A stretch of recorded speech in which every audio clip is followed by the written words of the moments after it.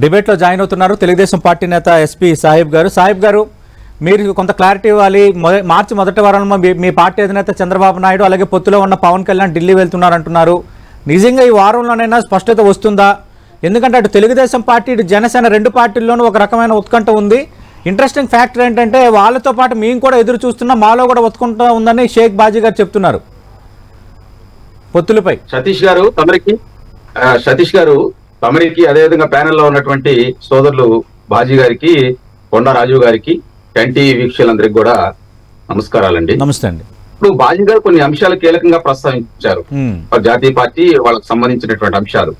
మీరు అసలు జనసేన తెలుగుదేశం పార్టీ పొత్తు కలవటానికి కారణాలు పదే పదే చాలా సభల ద్వారా మేము చెప్పాం. మేము ఎందుకు పొత్తులో భాగస్వామ్యం అవుతున్నాం, ఈ రాష్ట్రంలో ఉన్నటువంటి పరిస్థితులు ఏంటి. ఈ రాష్ట్రంలో మీరు చూడండి, వైఎస్ఆర్ కాంగ్రెస్ పార్టీ, యువజన శ్రామిక రైతు కాంగ్రెస్ పార్టీ. ఈ రోజు ఎక్కడైనా కానీ యువకులకు ఉద్యోగాలు ఉన్నాయండి? ముఖ్యమంత్రి జాబ్ క్యాలెండర్ అని వచ్చారు కదా, ఎక్కడ ఏమైంది జాబ్ క్యాలెండర్? శ్రామికుల జీవితాలు చూడండి. అరే కరోనా సమయంలో కావచ్చు, ఇప్పుడు కావచ్చు, అల్లాడిపోతూ ఉన్నారు. 2 పూట్ల అన్నం దొరకట్లా. రైతు ఆత్మహత్యలు ఎందుకు పెరిగినాయండి? భారతదేశంలోనే 2వ స్థానంలో రైతు ఆత్మహత్యలో ఉంటాం. అరే రాయలసీమ ప్రాంతంలో గతంలో రైతు కూలీలు వలసపోయేవాళ్ళండి. జగన్మోహన్ రెడ్డి గారు అధికారంలోకి వచ్చిన తర్వాత మరి రైతులు వలసపోతున్నారే. ఇటువంటి అంశాలు ఖచ్చితంగా ప్రజల దృష్టికి తీసుకెళ్తున్నాం. ఎందుకంటే తెలుగుదేశం పార్టీ అధికారంలో ఉన్నప్పుడు ఏం జరిగింది, వైకాపా పార్టీ అధికారంలోకి వచ్చిన తర్వాత ఈ రాష్ట్రం ఎంత నష్టపోయింది అనేది కంపేర్ చేసి ప్రతిసారి మేము ప్రజల వద్దకు తీసుకెళ్తున్నాం. ముఖ్యంగా అభివృద్ధి కావాలండి. అప్పులు చేసి సంక్షేమం బట్టలు వస్తే ప్రభుత్వాలు ముందరకు వెళ్తాయా? ఈ రోజు ఆ పరిస్థితి వల్లే 12,50,000 కోట్ల అప్పులైనవి. మేము అభివృద్ధి చేస్తాం, సంక్షేమం ఇస్తాం, యువకులకు ఉద్యోగాలు కల్పిస్తాం. మేము ఉన్నప్పుడు 10 లక్షల ఉద్యోగాలు కల్పించాం. వాళ్ళు అసెంబ్లీ సాక్షిగా చెప్పారు 5,60,000 ఉద్యోగాలు. సాహిబ్ గారు, జగన్మోహన్ రెడ్డి పాలన పైన, జగన్మోహన్ నిర్ణయాలపైన మీరు మాట్లాడుతున్నారు, వాళ్ళు కౌంటర్స్ ఇస్తున్నారు. రేపొద్దున ప్రజలు తేలిస్తారు మరో 45 రోజుల్లో. కానీ భారతీయ జనతా పార్టీ పొత్తుపై ఇన్ని రోజులు ఇంకా గాల్లో దీపంలాగా ఒక రకమైన ఉత్కంఠ కొనసాగుతూనే ఉంది. ఈ మొదటి వారంలోనైనా స్పష్టత వస్తుందా రాదా? బీజేపీతో పొత్తు ఉంటుందని కొందరు, ఉండకపోవచ్చు, మళ్ళీ బీజేపీ పునరాలోచనలు పడిందని మరికొందరు, జగన్మోహన్ రెడ్డి అలాగే జగన్మోహన్ రెడ్డి అండ్ కో ఢిల్లీలో ఏదో ఇన్ఫ్లుయెన్స్ చేస్తున్నారని మీ తెలుగుదేశం పార్టీ నేతలు మరికొందరు, ఇలా రకరకాల ప్రచారాలు జరుగుతున్నాయి. సతీష్ గారు, ప్రచారాలు ఏముందండి, ఎవరైనా ప్రచారాలు చేయొచ్చు. మీరు గమనించండి, మీరు ప్రాంతీయ పార్టీలు, జాతీయ పార్టీలు పొత్తులు ఏం కొత్త కాదండి. గతంలో తెలుగుదేశం పార్టీ అధికారంలో ఉన్నప్పుడు, గతంలో నందమూరి తారక రామారావు గారు ఉన్నప్పుడు పొత్తులు ఉన్నాయి. బీజేపీతో మేము సఖ్యతగా ఉండి వచ్చాము. నిన్న అమిత్ షా గారు కూడా బిజినెస్ సమ్మిట్ లో ఒక కీలకమైన మాట మాట్లాడారు ఒక 10 రోజుల క్రితం. అవునండి, కొత్త వారు వస్తున్నారు, పాత మిత్రులు మాతో కలుస్తున్నారు. అక్కడ రాజకీయాల్లో అప్పుడు ఆ విధంగా మాట్లాడుకొని ఉండొచ్చు, మేము మాట్లాడి ఉండొచ్చు, వాళ్ళు మాట్లాడి ఉండొచ్చు. ఇవన్నీ కాదని చెప్పి ఆయన క్లారిటీ ఇచ్చారు. మనం ఒక జాతీయ పార్టీ ఇంకో ప్రాంతీయ పార్టీతో కలుస్తుంది అన్నప్పుడు చాలా అంశాలు ఉంటాయి. ఇది ఆషామాషి ఊరక ఏదో తూతు మంత్రంగా జరిగే అంశాలు కాదండి. కాబట్టి వాటి గురించి తెలియకుండా మాట్లాడకపోవటమే మంచిది. ఎందుకంటే మా అధినాయకుడు కలుస్తాడు. మన ఈ మధ్య అమిత్ షా గారితో కలిసినప్పుడు కూడా అమిత్ షా గారు క్లారిటీ ఇచ్చారు.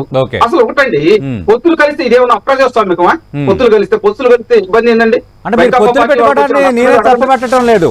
సరే, వైఎస్ఆర్ కాంగ్రెస్ పార్టీ ఎత్తు చూపుతుంది, అది వేరే అంగతి. నేను అంటున్నది ఎప్పుడు స్పష్టత వస్తుంది అన్నది నా ప్రశ్న. మిమ్మల్ని అంటూ వైఎస్ఆర్ కాంగ్రెస్ పార్టీ వాళ్ళు పదే పొత్తుల గురించి, పొత్తుల అంశాల గురించి వ్యక్తిత్వహనం చేస్తున్నారు. ప్రజాస్వామ్యంలో పొత్తులు అనేది ఏమి అసంబద్ధం కాదండి.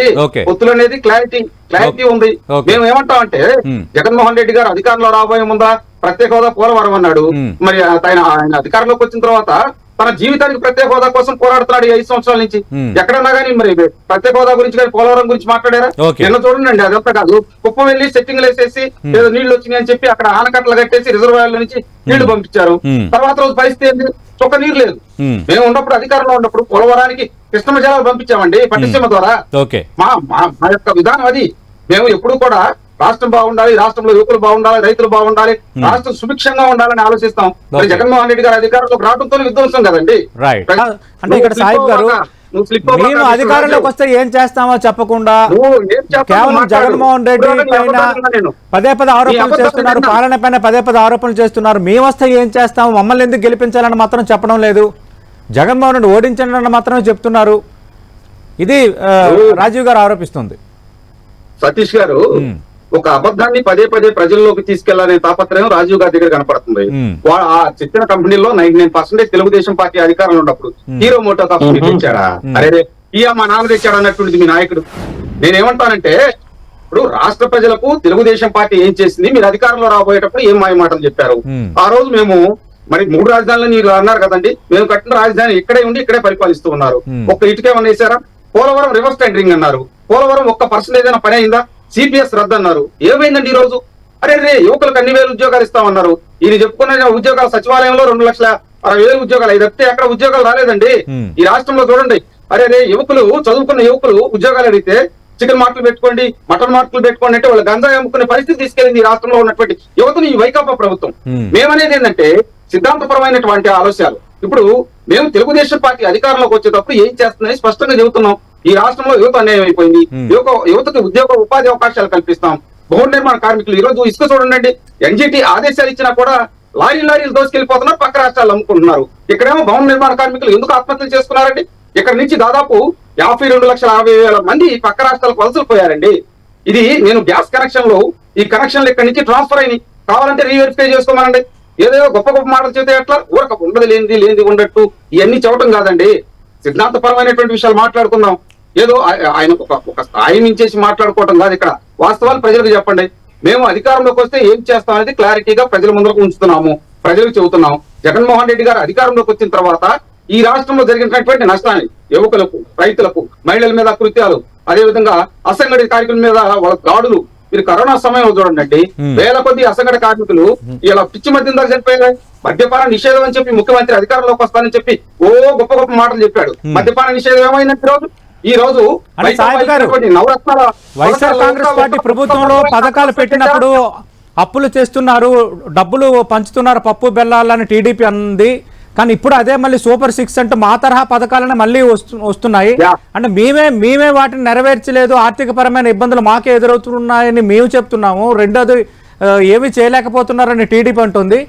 మాకంటే అంటే మేము సంక్షేమ పథకాలకు ఖర్చు పెడుతున్న దానికంటే ఇంకా అధిక మొత్తం అవుతున్నా. ఎందుకు మరి తెలుగుదేశం పార్టీ పథకాలు మళ్ళీ తెర ముందుకు తెచ్చింది? విమర్శించిన పథకాలను మళ్ళీ తెలుగుదేశం పార్టీ కూడా అదే ఎందుకు తెస్తుంది? వాళ్ళు కూడా మా దారిలోనే వస్తున్నారు, మేము చేపడుతున్న సంక్షేమ పథకాలు కరెక్ట్ అని ఒప్పుకుంటున్నారు కదా అంటున్నారు వైఎస్ఆర్ కాంగ్రెస్ పార్టీ నేతలు. సతీష్ గారు, మీకు చిన్న ఉదాహరణ చెప్తా. ఒక కుటుంబంలో 1 ఎకరం పొలం ఉండి అప్పులు చేయకుండా ఏదో ఇంకొక ఎకరం తీసుకొని కౌలు చేసుకొని ఆ రైతు ముందరికి వెళ్తా ఉంటాడు. కానీ అదే రైతు ఇంట్లో కూర్చొని తింటా నేనేదో పంచుకుంటున్నానంటే ఆ ఎకరం కూడా అమ్మేస్తాడు. వైకాపా పరిస్థితి ఈ రోజు ఆ విధంగా ఉంది. ఈ రాష్ట్రంలో అభివృద్ధి ఎక్కడ ఉందండి? కొత్త ఇండస్ట్రీలు ఎక్కడ ఉన్నాయండి? జేటాక్స్ కట్టకపోతే ఇండస్ట్రీలు తరివేశారు కదా. దానికి ఉదాహరణ చూడొచ్చు మీరు.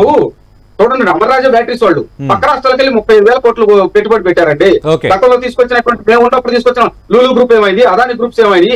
ఈ రాష్ట్రంలో చూడండి పారిశ్రామికంగా అభివృద్ధి చేయడానికి మేము ఒక ప్రత్యేకమైనటువంటి జోన్ ని క్రియేట్ చేసాం. ఆ రోజు మీరు రాయలసీమ ప్రాంతం ముఖ్యమంత్రి గారు వచ్చిన తర్వాత ఏమైందండి? ఉన్నటువంటి ఈయన